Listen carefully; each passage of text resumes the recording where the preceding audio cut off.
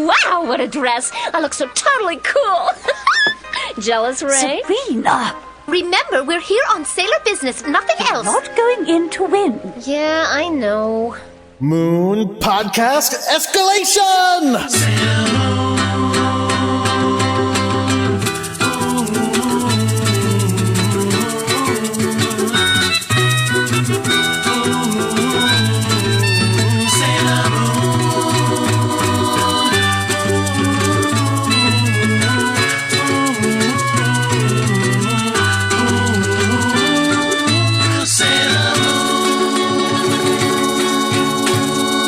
Hello, everyone, and welcome to Sailor Business. My name is Jordan D. White. My name is Chris Sims, and this is the show where we watch every single episode of the classic 1992 Sailor Moon anime and break it down scene by scene to talk about why it is that we love this show so much. We got a weird one today. We're going to be watching episode 16, A Girl's Dream, Usagi Becomes a Bride, aka A Dream of a Pure White Dress, Usagi Becomes a Bride, aka Wedding Day Blues, aka What is Happening on this show. We have a great guest who's back for a second appearance on the show. Katie Skelly is here. Hey guys. Katie, how are you? I'm doing great. I am psyched to talk about this episode. It's really weird and I love it. How was your Thanksgiving? You know, it was great. I had a lot of turkey, got to hang out, pretty happy about it. Great. Has there been a Sailor Moon balloon in the Macy's parade? No. What? There should be. Yeah, of course, that would be awesome, but like, how could you, has there ever been? No, of course not. I mean, look, the show was very popular in the 90s. There's a Red Ranger balloon this year. Is there really? Yeah, so why couldn't there be a Sailor balloon moon? Wow, that's mental. I did not know there was a Red Ranger balloon? Yeah. Well, anyway, no is the answer. There has never been one. No. So let's see. Do you want to? I was thinking we can look through and see if there's any questions on our Twitter feed if you want to talk about some interesting Sailor Moon stuff. Yes. If you'd like to hear from Katie's history of Sailor Moon, we talked about that in our last episode. Short version. Katie, you like Sailor Moon? I love Sailor Moon. There you go. So yeah, why don't we answer a few questions before we dive into the episode? Here's one from James D'Amato. Which Sailor Scout would do best in Die Hard? Show your work. Like trapped in a building with terrorists? Yeah. Mars. Really? Okay, have you seen Die Hard? Yeah. I can totally picture Hans Gruber opening up an elevator and there's just a charred corpse that says, now I have a machine gun and I will punish you. I would go with Jupiter. I mean, again, she's got lightning powers. Lightning powers are pretty awesome. And she's also, tough. I think of her as tougher than Mars, even though Mars is, jerkier. Yeah, I'm going to go with Jupiter in this too. I think that, she has sort of like the brain capability to do it without getting too caught up in her ego, which I think that Ray might. And I also think she's strong enough to kind of handle that situation. So I'm going with Jupiter on that too. Also, once again, I have to give it up. Amy's smart. She throw those bubbles up, fade away, strike from the shadows. She's not a ninja. Listen, I'm not trying to disrespect Amy in any way. She would do the bubbles and then run away because that's what the bubbles are good for. But she is a fierce warrior, Jordan. I don't think she is. I think she's a great Sailor Scout, but she's going to go, I'm going to look on my computer. She would do great because she would be able to call out emergency help and things because she has computer access to everything. And she might have figured out what the plot of the whole movie was before any of the other scouts would, that they're trying to break into the vault and all those things. But she's not a fierce warrior. She's not. Amy is a fierce warrior. Amy is fierce. All right. I don't even know why you would say that. No, I think I do think Ray would be the best because she can shoot flames out of her hands. Sure. Yeah, no, which is pretty good in a killing terrorist type situation. She wouldn't be fooled when he pretends to be another guest either. Yeah, she'd be like, I sense evil. Smack. I would love to see that just for the scene where she tapes one of the charms, one of her anti-evil charms, tapes it to her back, and at the end, when John McClane tapes the gun to his back. Oh, that's good. So good. So good. I love Die Hard. Not a Christmas. Yes. Yeah, it is a Christmas movie. No, it is not. I watch it Christmas Day every year. Do you really? Yes. I mean, listen, that's great. I just still don't think it's a Christmas movie. I watch Roadhouse on Thanksgiving. Is it a Thanksgiving movie? I never seen that one. I just watch it on Thanksgiving. Okay, all right. Just go ahead. I watch Roadhouse on Thanksgiving. I watch RoboCop on Easter. Okay. And I watch Die Hard on Christmas. Okay, well, RoboCop makes sense. It's about coming back from the dead. Resurrection. Yes, exactly. Do we have any other questions? Here's another one. What Sailor Moon story arc would make the best Pluto-style retelling, and who would be the once obscure new viewpoint character? Oh, well, I think it would have to be from the Dark Kingdom point of view. You think so? I would love, we've said this before, I would love to get Jedi's story from Jedi's point of view. Like, where he is this kind of depressing middle manager for the Dark Kingdom who's got all these weird money-making schemes going on, trying to balance it, and these kids keep fucking it up. That would be great. Or the version told from the point of view of what was her name? Tetis, yeah, who's covering for her unrequited love for Jedi. She keeps fudging the books. Also, if you really wanted to get grim on it, and I've said this before, and I'm sorry, I know I am talking a lot. I apologize, Katie. Naru's POV would be so terrifying. Like, that would be like, Pluto is more of a murder mystery. I love Pluto, by the way. If anybody doesn't know, Pluto is a retelling of a what's his name? The original Osamu Tezuka. Right, but what is the character?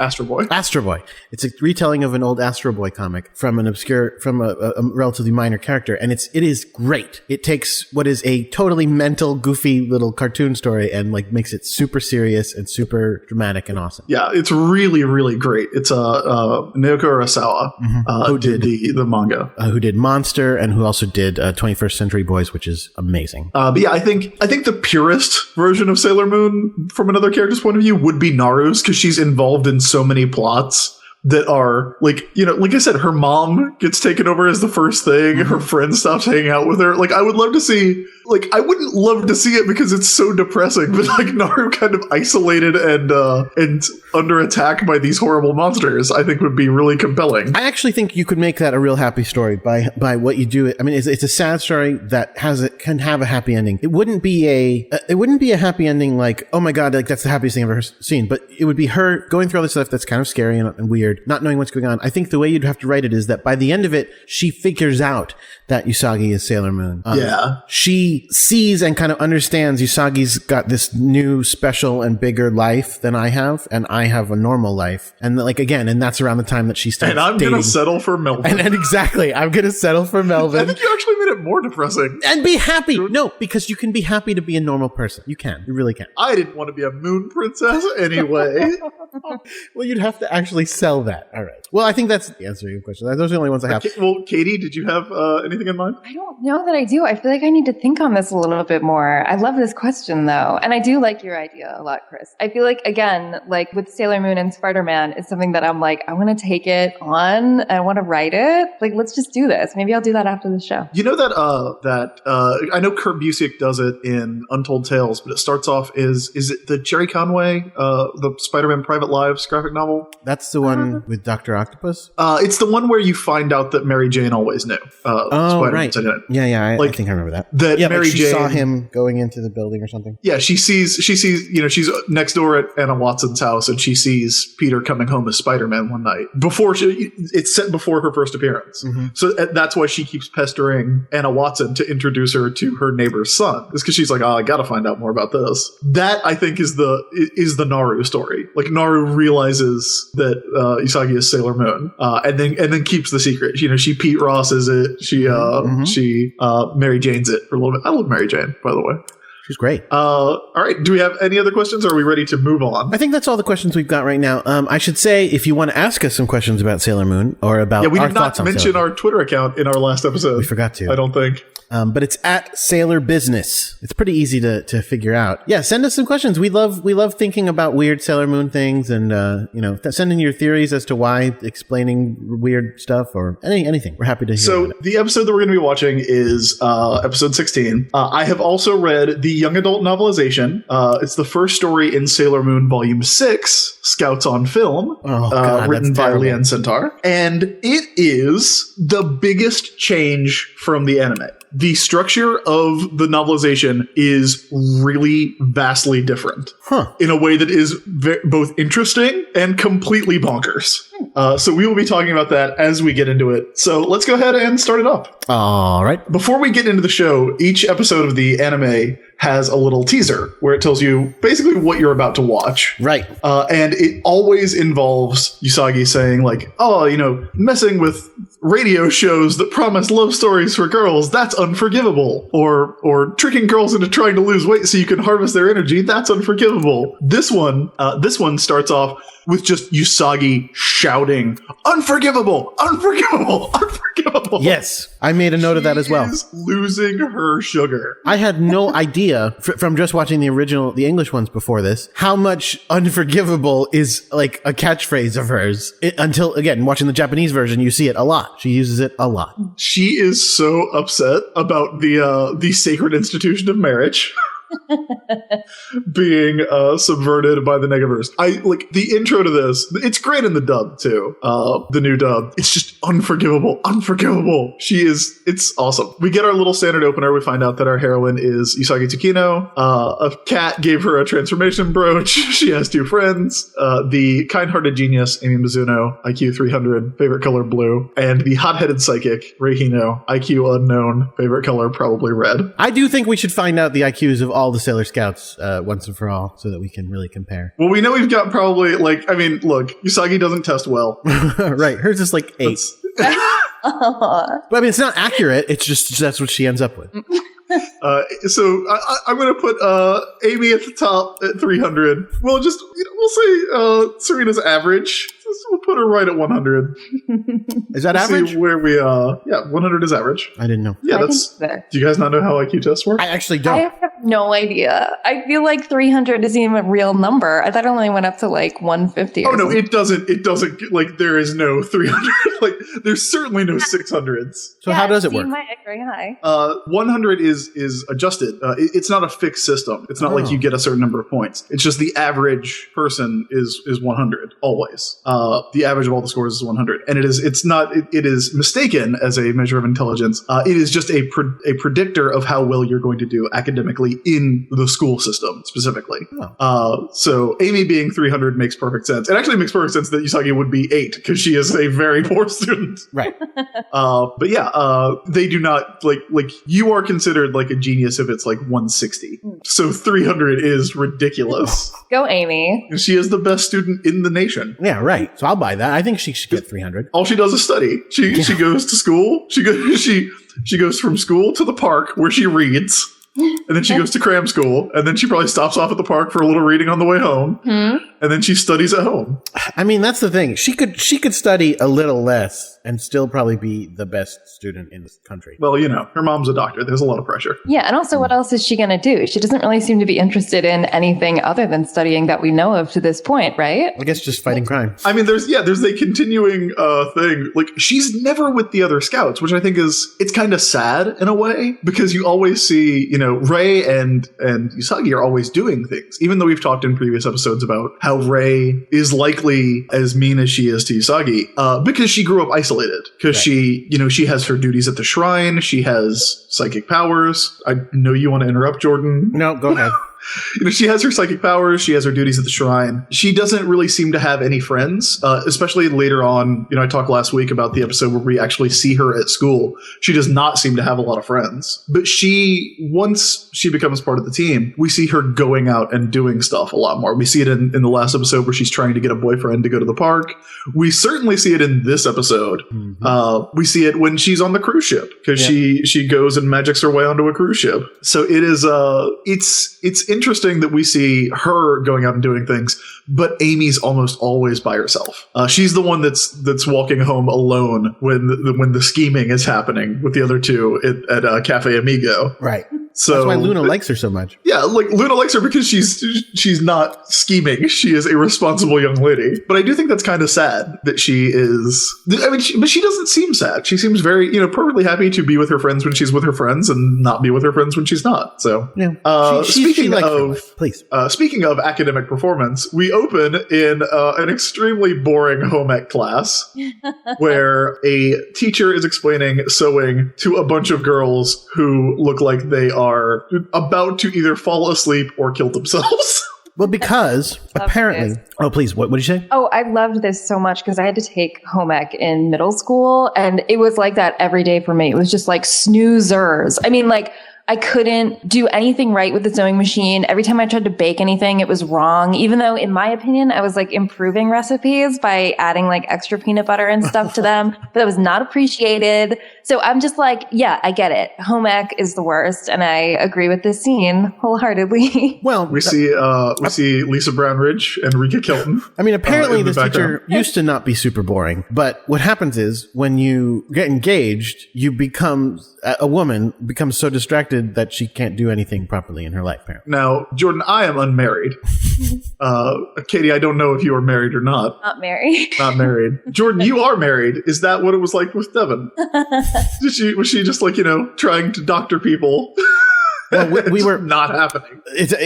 We actually have been married for a very long time. So when we got married, she was still in college. So yeah, obviously she flunked out, got all Fs. No, of course not. It's ridiculous. For some reason, this teacher is just so obsessed with her marriage that she ruins her classes. She ruins her classes for her. It's weird because we get Usagi asking, I wonder or maybe it's Naru. Is it Naru who goes, I wonder what's wrong with Miss Akiyama? It's probably Naru because I think Usagi's sleeping and dreaming about chocolate. But that sentence is said, I wonder what's wrong with Miss Akiyama, is said over a picture of Miss Akiyama looking out a window and smiling. And blushing. Very clearly, like, I'll tell you what's wrong with her. She's happy. There's one more thing that I wanted to note about Miss Akiyama. Do either of you think she looks like a grown-up Amy? Oh, yeah. Yeah. She's got, well, her hair is more sort of sea green, I guess. It's blue with kind of seafoam green highlights.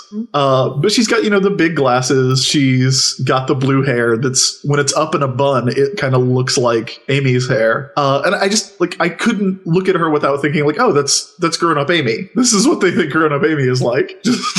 Just boring and love-struck.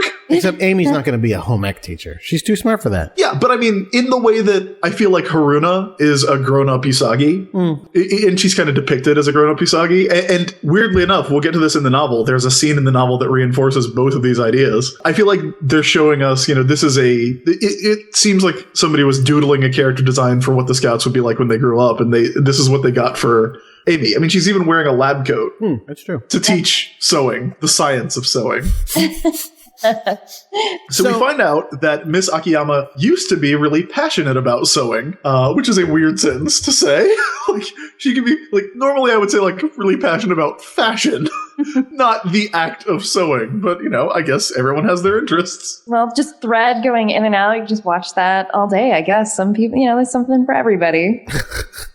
There's also a scene where Naru says Miss Akiyama used to be really passionate about sewing. And this is taking place, I guess, at an ice cream shop where Naru and Usagi are hanging out having ice cream after class that Usagi is almost too tired to eat, which should tell you something. Yeah. And two children ride by on a green hippopotamus. Right. That was so weird. Yeah, I don't know what what was that that? Is that in the original dub, Jordan? Wait, hold on. You're saying that's in the novel? No, that's in the anime. They didn't talk about it, for No, sure.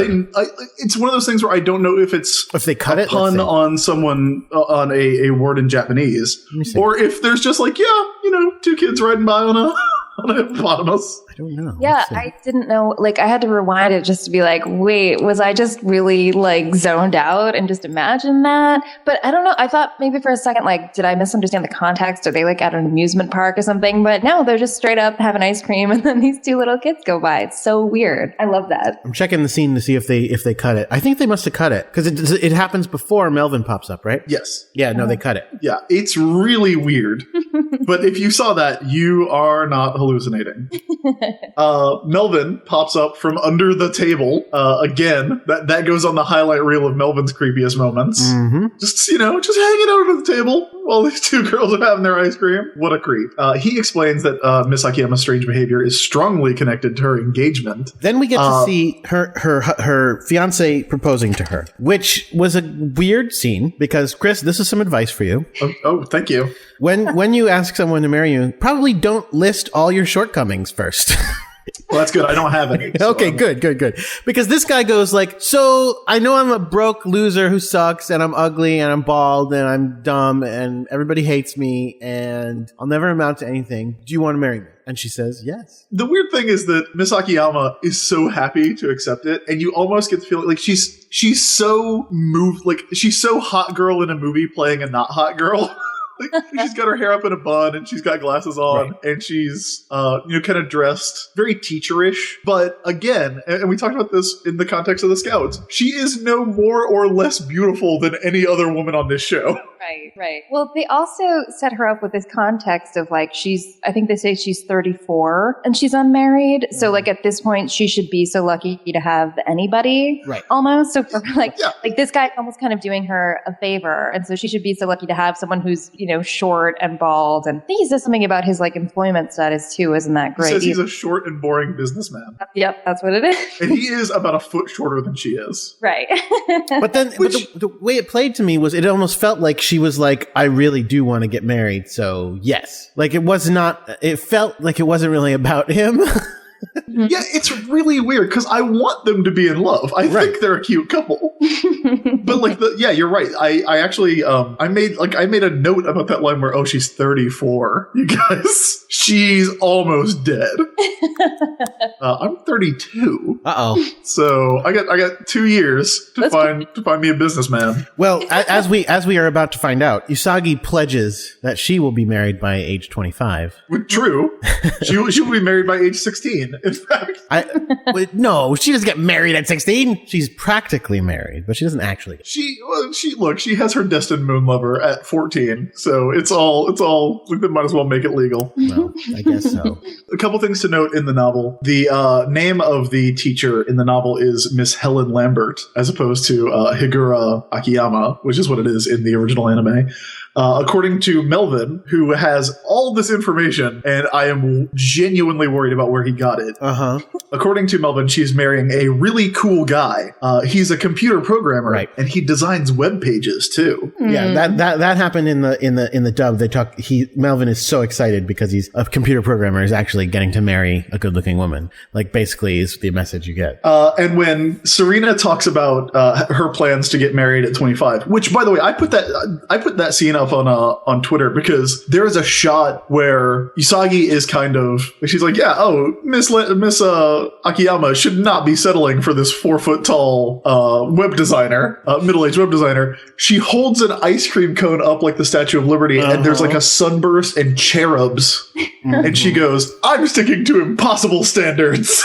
Exactly. Very reasonable, Usagi. Very reasonable. It's very feminist of her. She's not going to settle. She's even using the word impossible standards. Yes. Right. But in the novel, she says, this is how she phrases it, which I thought was bonkers. Serena frowned. Yeah, she knew she probably wouldn't be walking down the aisle for a long time, but that didn't mean she couldn't daydream about a wedding now. I wish, she said with a sigh, tilting her head to the sky, I wish there was some way I could enjoy the thrill of a wedding now. I just want a piece of the action.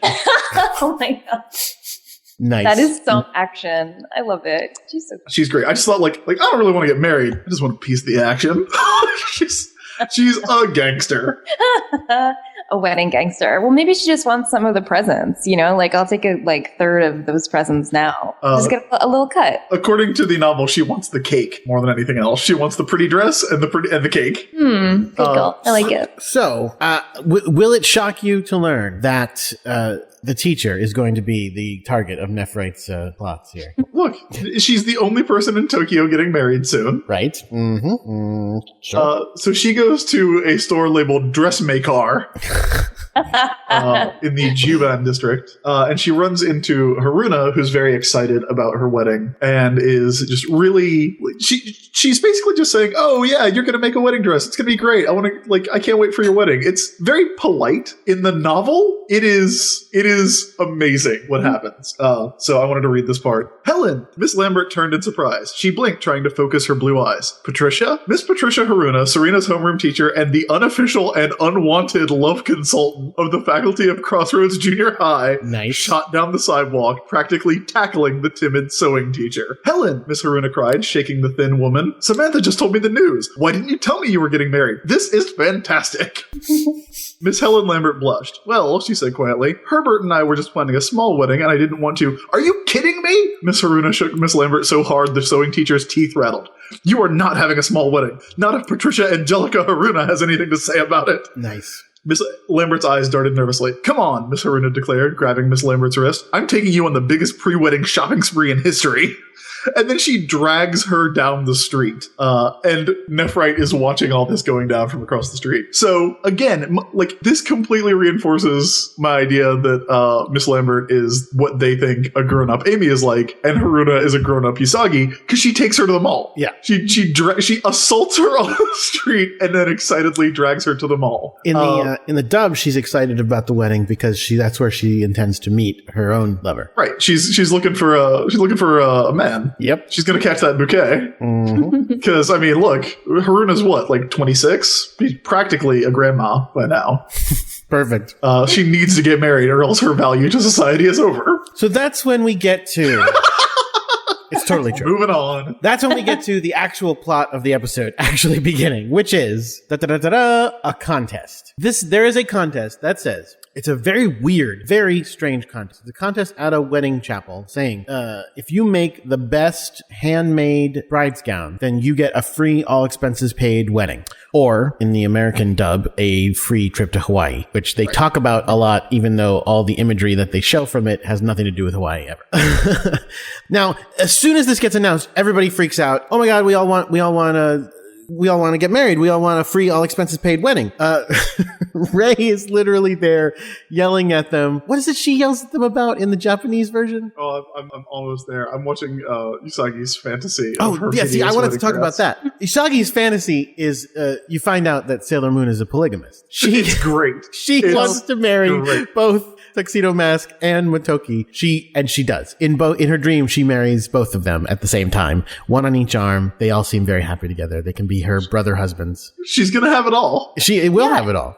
I felt so happy for her watching that scene. I was just like, this is everything that, this is what every little girl dreams of. 2 husbands. Exactly. It's in this episode. I was watching it last night and I was like, man, Usagi is going full Tina Belcher. That's Who's that? perfect. Do you watch Bob's Burgers, Jordan? Oh, I've only seen like 2 or 3 episodes. They're very funny. You got to catch up I would because like to. This is full on Tina.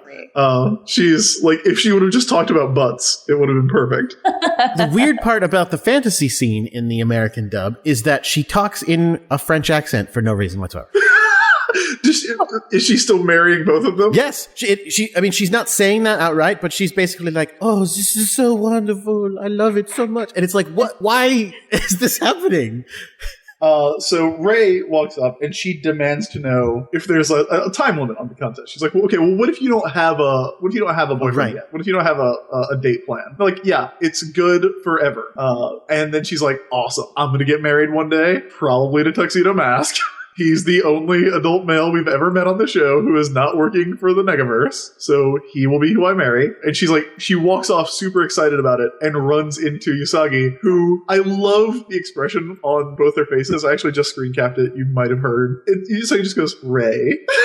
And Ray flips out because she is embarrassed about being so excited over a wedding. Right. I'm sorry to do this, but I want to see if I can play the French accent for no reason. Okay, let's do it.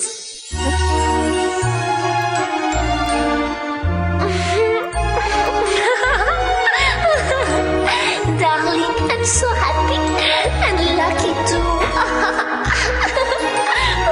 I feel like a princess. Why? Why did that happen? I wonder if it's like that's kind of her idea of adulthood. Like you grow up and then you become sophisticated with 2 husbands and then suddenly you're French. That's a nice dream. It's a very mature country. That's true. Exactly. It's very exotic. They listen to jazz. So you're right. So she catches Ray getting excited about this, and Ray is embarrassed for a moment. But then all of a sudden, Ray goes, "Wait a minute, you have a mother, and I don't. Let's go talk to your mother." That's something sad that never gets brought up a lot. is that Ray is also apparently an orphan. Yeah. There are a hell of a lot of orphans on this show. How many? Well, okay, Ray's an orphan. Mamoru is an orphan. Mm-hmm. Technically, Usagi's an orphan, but she's not. She is. I have a lot of questions about whether Usagi is the biological daughter of Mr. and Mrs. Tsukino, but that's for another time. Yeah. Makoto's an orphan. Yep, that's right. We never see Minako's parents. That's weird. And does Amy have a mother? It just her mom, or is Amy's dad around? I don't remember ever seeing Amy's dad, so I think we're just a one parent. That means like between all the Sailor Scouts, there are 3 parents. No, are you counting? Well, there's 5 actually, because you have to count Mamoru and Darien, or Mamoru and Usagi. No, that doesn't count. So they go to Usagi's house so that Ray can kiss up to Usagi's mother in a scene that is again super hilarious. Ray is on her best behavior, being as phonies can be. She's so manipulative in this scene.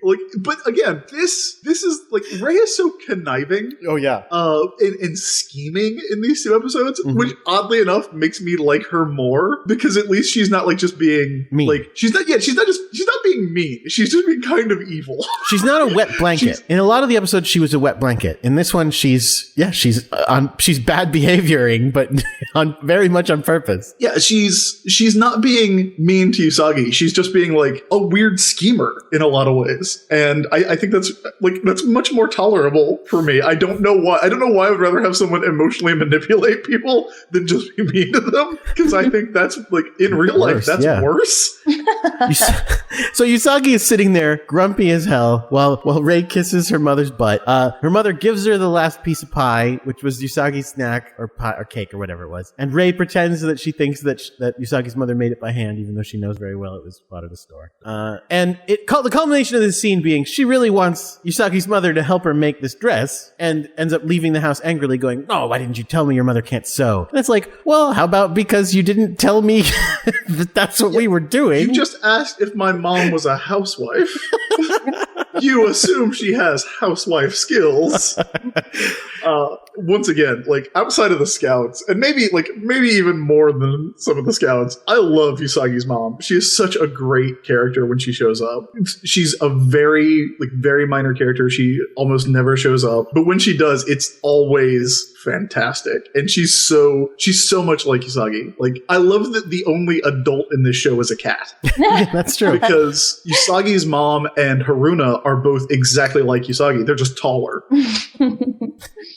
Speaking of Luna as an adult, Luna has some big ears in this episode, by the way. They are frighteningly huge. Well, they are pretty big. What's that? They are pretty big, I said. Yeah, they're massive. I don't understand why. So Ray storms out of the house and is like, I can't believe you didn't tell me your mom. So your mom doesn't sew. She sucks just like you do. He's like, hey, why don't you go back to having no mom?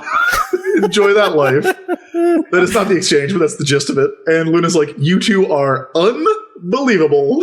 This contest is stupid, and you need to practice fighting the Negaverse, because you will die if you don't. Except it turns out she's lecturing no one, because no one cares what she has to say, and they all left.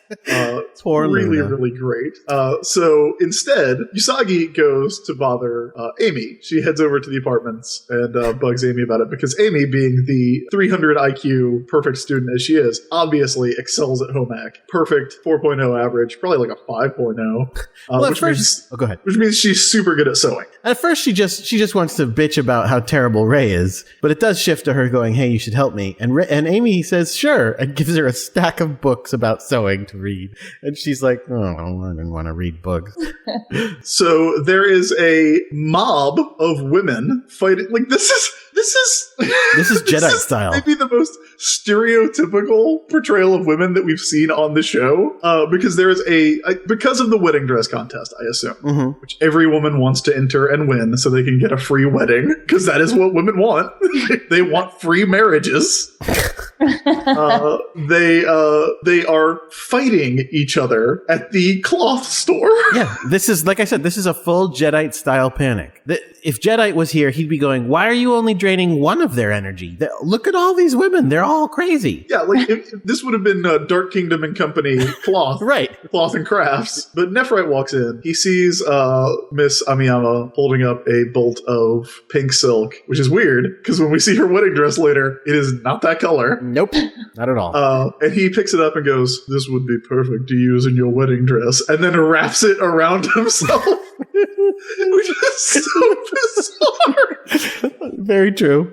It is so weird for him to just take this silk and then wrap it around himself like a cape in the middle of a store where there's a full-blown riot going on. I think, and you don't see what happens, but the impression I get is that he gives it to her, he buys it for her. Well, he, in the novel, he just kind of he produces the silk. All of the other silk has been bought by this mob of wedding dress sewers. And so he kind of gives it to her. So there's an idea that that's Nephrite's special thing that he is going to make sure she gets because that's what he's put the sigil on. Right. In this, she's just looking at it and going, "Oh, this is really nice." And he just takes it from her and wraps it around himself and theatrically declares that he can picture her walking beneath the stars. It is maybe the weirdest thing that one of the Negaverse generals has done on the show, and I am including everything Jedi did.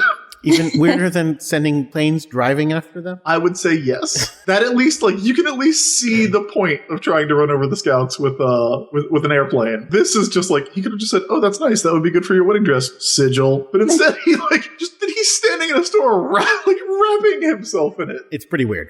So, now, Katie, have you ever gotten in a fist fight at a cloth store? A couple of times. It's something that happens, especially when everyone is trying to get cloth at the same time. What I'm confused about is the economics of this contest. And we know it's a ruse to collect energy and what have you. But if the store were doing this, is the point of it to sell more cloth? No, because once again, this is not a Dark Kingdom plot. Yeah, it's not. The chapel is legit. The contest and the prize are completely legit. This is not something Jedi came up with. Well, as you'll see later, they end up having kind of a beauty contest, basically. Right. So I guess it's just a giant promotion for their store so that lots of women will look at their stuff and go, "I want to get married at that same place that had the contest, even though I don't get it for free." Got it. All right. Got it. Thank you. So cut to... Because it's so confusing. It is. It is, because this is exactly the kind of thing that Jedi would have done. Yeah, this feels like a leftover plot. Yes. I talked when Nephrite showed up about how much I like how different his stuff feels from Jedi's, but this feels like it's just a holdover. You're probably right. It's Jedi was all about contests. No better way to get energy than with a contest. Exactly. I mean, it almost goes back to the last episode that we talked about where it's the park is just going to be closed due to private interests, but it seems like that's something that would have been part of the evil scheme overall. So yeah, it's another sort of odd, convoluted plot. Humans spend so much energy on maintaining their parks. My Jedi impression. Right. I would, yeah. It's closer to Dracula. You're probably right. They probably wrote this as a Jedi episode and said, "No, we need to move it later," and then go, how can we make this Nephlite? Look, we got to get these two stories about radio shows into these first few episodes.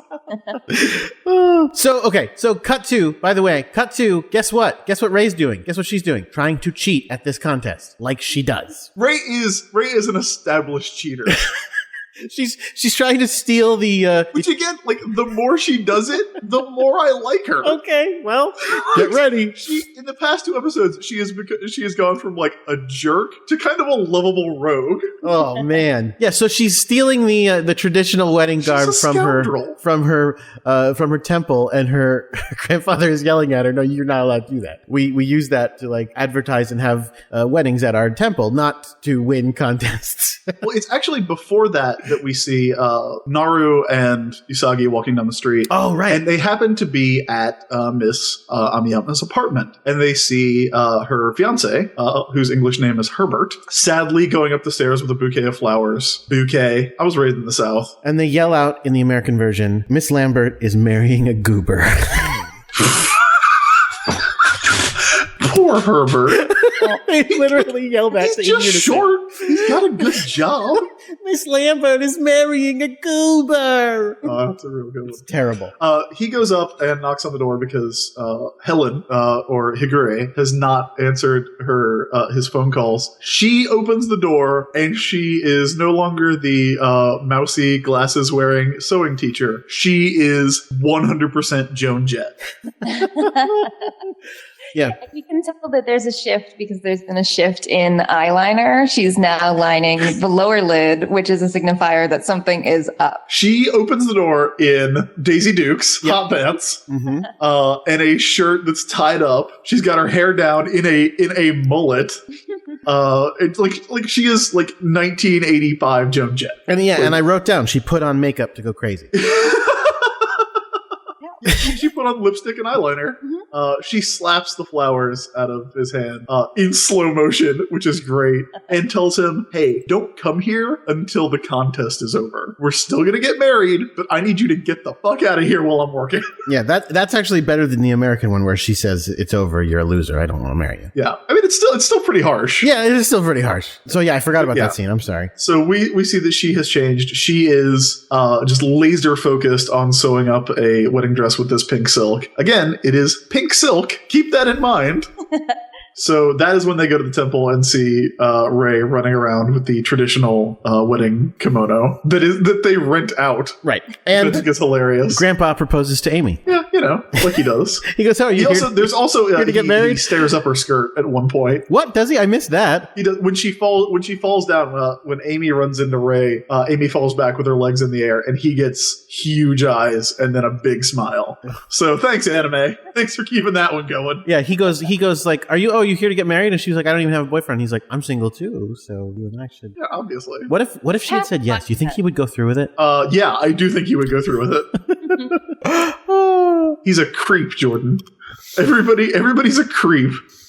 Well, okay, that's funny because there's a lot of creep in this episode. We had creeping up behind them in the ice cream parlor. We got under this. the table. We got this moment here, and then we've got the moment coming up where they actually talk about someone being a pervert. Don't want to spoil yet. So Usagi, meanwhile, has decided that the thing she needs to do is to steal her mother's curtains and make a wedding dress out of the curtains.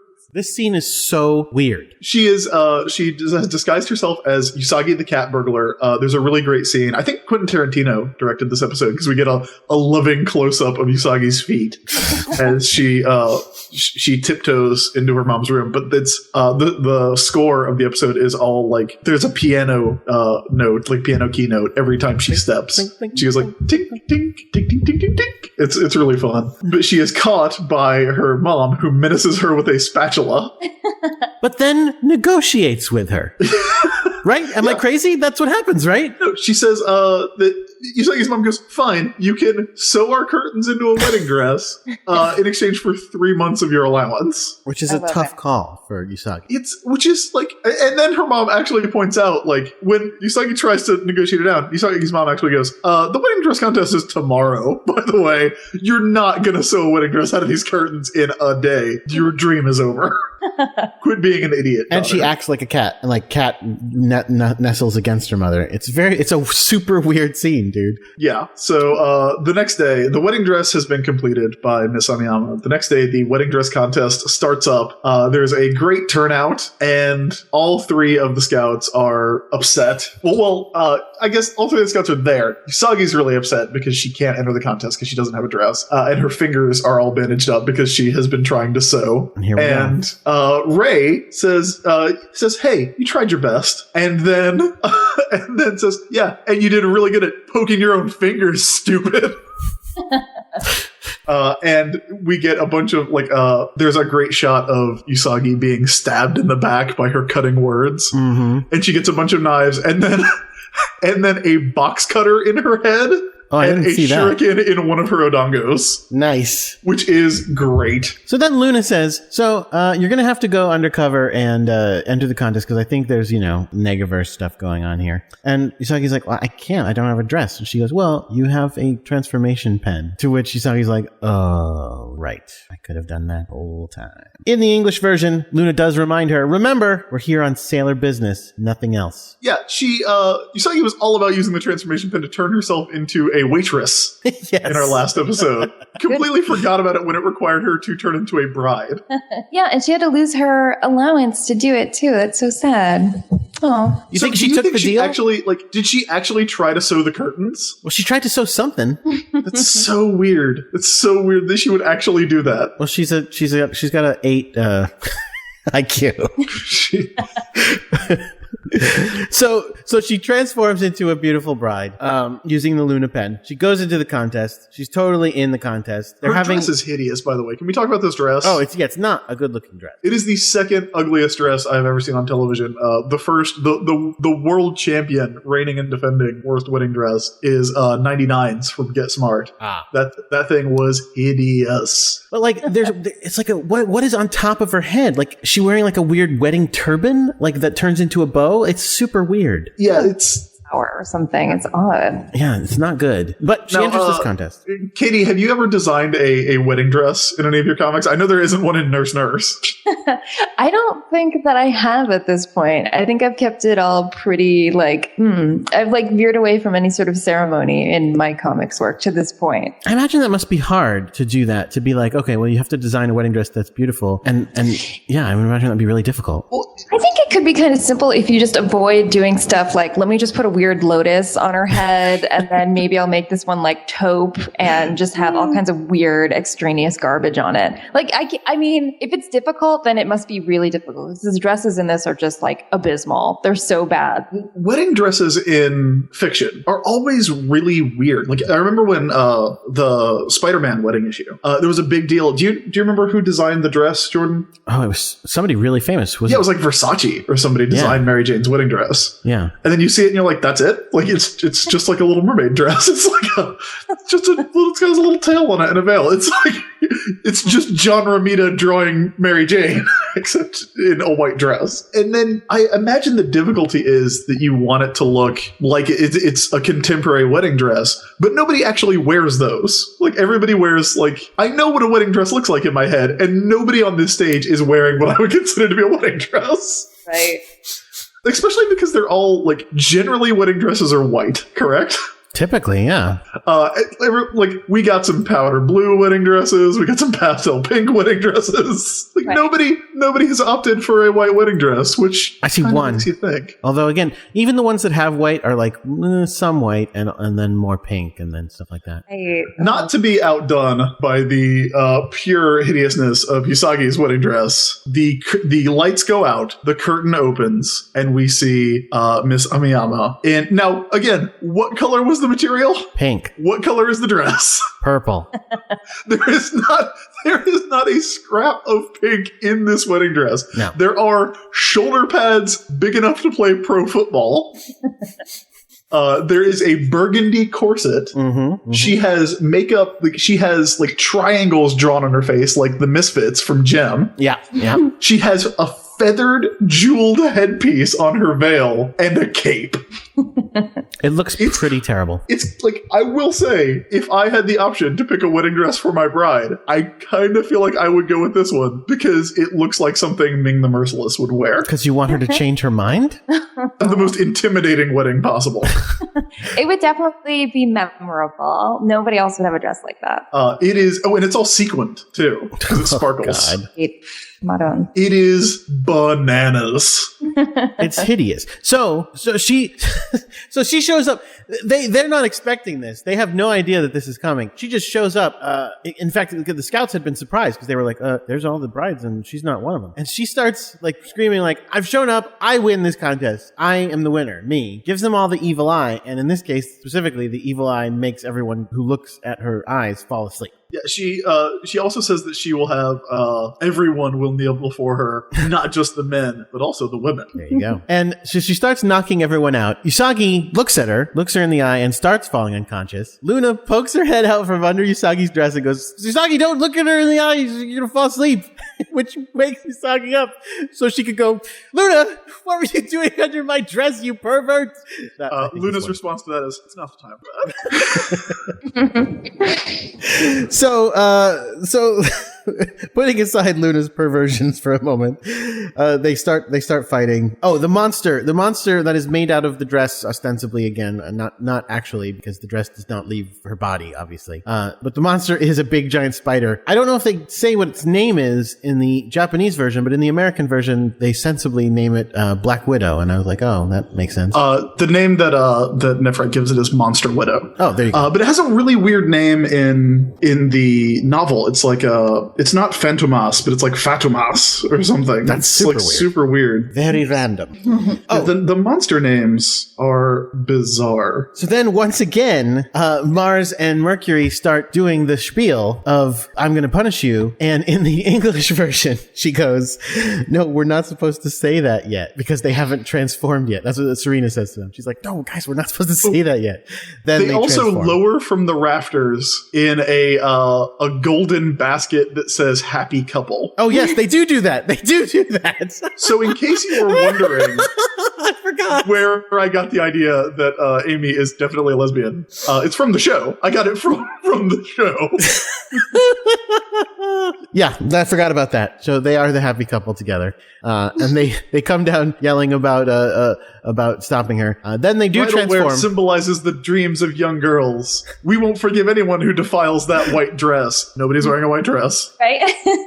True. Usagi flips out. She says that they're gonna pay for robbing her of her chance to win, and like she does a really cool thing where she like sweeps the wedding dress off and then transforms, which I actually think is really fun because we see the kind of fluttering of the wedding dress skirt goes into the transformation sequence. Yes, and they all three of them transform at once. They end up in a 3-person pose at the end, which is fun. And this is a pretty standard fight. Once again, I think Usagi gets webbed up and the webs get burnt off by Fire Soul. And then, Moon Tiara action and all that. Does Tuxedo Mask show up in this? I do not believe so. Yeah, so it's a pretty standard fight.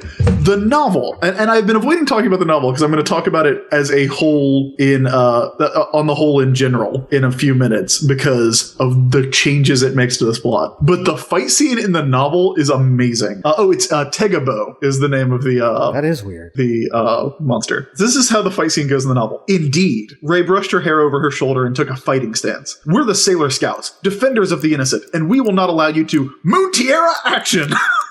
Serena's weapon, the glowing discus that was her tiara, shot by Ray before the priestess could finish. The tiara slammed into Tegabo and vaporized her as she screamed in agony. Serena ran over to the neat pile of dust that had been Tegabo and began stomping furiously on it. You disgusting thing! I'll stop you until you're not even dust! I hate spiders! I hate spiders! I hate spiders! Nice! Amy ran to Serena and grabbed her. Sailor Moon, stop! She cried. The demon's gone! You're gonna ruin the heels of your boots if you don't relax. Serena angrily spat on the pile and turned away. Gross. That's awesome. Yeah, Serena goes great outdoor fight on the monster. Luna's eyes widened. Goodness, she murmured. Well, good job defeating the monster, Sailor Moon, but you've never been so vehement before. We've never had to fight a spider before, Luna. And then Ray suggests that they should ask the Negaverse to send more spiders so things can go quicker. That's amazing. The image of Sailor Moon stomping and spitting on a pile of dust after she kills a monster in the middle of her introductory speech is beautiful. So the button on the episode is we find out the teacher gets back together with her goober of a fiance. They're actually getting married. We're at the wedding. We see it happening. And the dumb part of the ending being that for some reason, none of the characters that we are familiar with, except for Amy, have ever heard of the catching the bouquet thing. None of them understand that the whole whoever catches the bouquet is supposed to get married next, including Miss Haruna. Amy says this to them and Miss Haruna goes, what? That's a thing? Oh my God. And then don't you know about that tradition? So then, of course, they all are crazy to get bouquet, and because they all jump for it at once, it ends up with Amy. So she's destined to marry Hamburger Boy. Never gonna happen. Never gonna happen. Maybe her and Makoto can have a nice, happy marriage. Amy does not remind Makoto of her ex-boyfriend. Doesn't she, though? Doesn't she? So tell us about this novel. In the novel, the whole setup for the episode is completely different because it's not it's the honeymoon in Hawaii. Mm-hmm. But in order to explain why a chapel would be having a contest, Leanne Centaur writes about how the chapel has gone private. It has been purchased by a private owner named Reverend L. The man gestured to a brightly colored name tag pinned to his outfit. Reverend L, he said, fashioning his fingers like guns and pointing them at her. The L stands for love, sweetheart. Bang. Oh, man. But he won't let her enter the contest because she's 14. Sensible. Because it's for, a honeymoon trip to Hawaii. So he actually says, what are you, 10? And she says, no, sign me up for the contest. I'll get married in the chapel someday. And he goes, yeah, some little girl who may get married in 10 years from now is no good. Unless you plan on getting married in the next few years, you can't enter. So she says that she is planning on getting married soon. Family's old-fashioned. I'm seeing a guy seriously right now, and there's a chance we could get married within the year. She's already told this man she's 14, by the way. Yeah. And he goes, yeah, fine, you can enter, but I want to meet the guy. So while that is happening, Darian walks by. Oh, God. And Serena grabs Darian by the arm and says, this is my boyfriend that I'm going to get married to. And they both go, what? So she drags Darian off to the side to explain, and he agrees. What? He agrees to pretend to be her boyfriend that she's getting married to for the sake of entering this contest. He agrees to tell people he's a pedophile. Yeah, right. Well, it's actually established in the novel that he's in high school. He's only 17. Okay. Which, again, still weird. Yeah. There's a big difference between 14 and 17. Yeah, but at least that's only 3 years. Yeah, at least he's not 34 years old like he is in the anime. So the entire setup of the thing is that Serena is pretending to be dating and engaged to Darian. Ray doesn't enter the contest. Wow. Ray is therefore much more sympathetic towards the end of the story and actually Darian's not really in the story after that. It's just like she has a long scene of trying to convince Reverend L that she is getting married to Darian. But he's not really in the story after that. So when they all go to the contest, Ray is actually really sympathetic and she's like, hey, I know, like, I'm really sorry you didn't get to enter. I know you wanted to win this contest and feel like a bride. It sucks that didn't happen. So Ray is actually weirdly more sympathetic. Darian's more sympathetic because he is at least willing to go through with this stupid plan for her, kind of making up for calling her a pile of trash on the street. It's the classic sitcom setup of, these two characters who have a hostile romantic tension have to pretend to be in love, and their real feelings come out a little bit. None of that happens on the show. That's all just happening in this weird novelization. So you don't get any of the Sailor Mars Serena's mother stuff? No, that's not in there at all. Wow. But yeah, I thought that was a really interesting twist on this show because it, like, again, I much prefer Ray as the conniver that she is in this episode, but that she's actually going like, oh, hey, I'm sorry that really stupid plan you had didn't work out. It's really interesting. Huh. Well, who would have thought Ray could be nice? Yeah, right? What do we think about this episode, Katie? This isn't my favorite episode. I find all the pressure on, the home ec teacher to get married because she's 34. It kind of bums me out. And I know there's also it's just a cute little plot device, but I don't know, that kind of soured the whole thing for me. I don't know. I can't stop thinking about her relationship with that guy. Are they actually happy together? I don't know. So that distracted me from the whole thing. But I don't know, it's cute, I guess. I'm also just I'm not super interested in weddings, and I don't know, the idea that they're the most important thing that's going to happen to a girl kind of bums me out too. But I know it's treated very cutely and it's a funny episode, so it's okay. For a show that tends to be really good about its a very feminist portrayal of femininity, like you called it a gateway to femininity in the last episode, which I think was really fun. Yeah. This is a show where the superheroes, they shout the words makeup to transform. Their transformation sequence are all done against backgrounds of pink bubbles and stuff. It's very, for lack of a better term, and I don't use this pejoratively at all, it's very girly, very traditionally, stereotypically girly. it's glamour and glitter, fashion and fame all the time. For that to be kind of the hallmark and one of the really appealing things in the show, that it's like, oh, you can be feminine and you can be a superhero. You can be, you don't have to not like cute pink things to fight evil and be a superhero. For that to be such a key point of why people like Sailor Moon, this episode is so weirdly, it's such a weirdly anti-feminist treatment of that idea. Right. Where all the girls are obsessed with marriage, up to and including all the adults that we see. Well, does it have to be antithetical to that? Because can it be? you can still be really into wanting to get married and being a bride and having a beautiful wedding dress and still fight evil and stuff. It better happen by the time you're 34. Oh, well, that's true. I mean, that line in particular really that line really sours the show in a lot of ways. Right. It kind of puts a time limit on how long you have to enjoy that like state of girliness almost. Like, you have to sort of give that up at a certain point. I don't know. I mean, that could very well just be my reading of it. But I have to say, I do love the monster in this. I love her character design so much. I think that she's really, really cool. So that kind of like saves it a little bit for me. The spider? She kind of looks like a character, I think in Darkstalkers, there's like a bee woman. Oh, yeah. So I love any kind of like insect woman combination. I think she looks really cool. I just feel like you're right in that we never really... I guess we do. I guess we get... Miss Amiyama is very clearly happy and in love. And at the end of the show, we do get... there's a mention of, Herbert never... even after the mean thing she said, Herbert never wanted to leave her. So I guess there is like actual love. It's not just hey, we're running out of time. Let's get married. Well, you are a garbage person with no prospects and I am an old maid. Let's do this. Like, at least they are kind of depicted as being in love with each other. I mean, again, I don't know that that's true. I mean, they look happy, but again, if she's doing it because she wants a wedding, which is that's the vibe I got when you see him propose, and she's just kind of like, No, she looks happy when he proposes. She smiles, but I feel like to me it read as her going, wait, this means I can have that wedding. It's definitely not a Yasuke Amada situation. No. Where it is very easy to read it as a stalker and the woman who is frightened into being polite to him. Oh no. These, I think Amiyama and Herbert are a cute couple. Even though he's a goober. Even though he is a goober.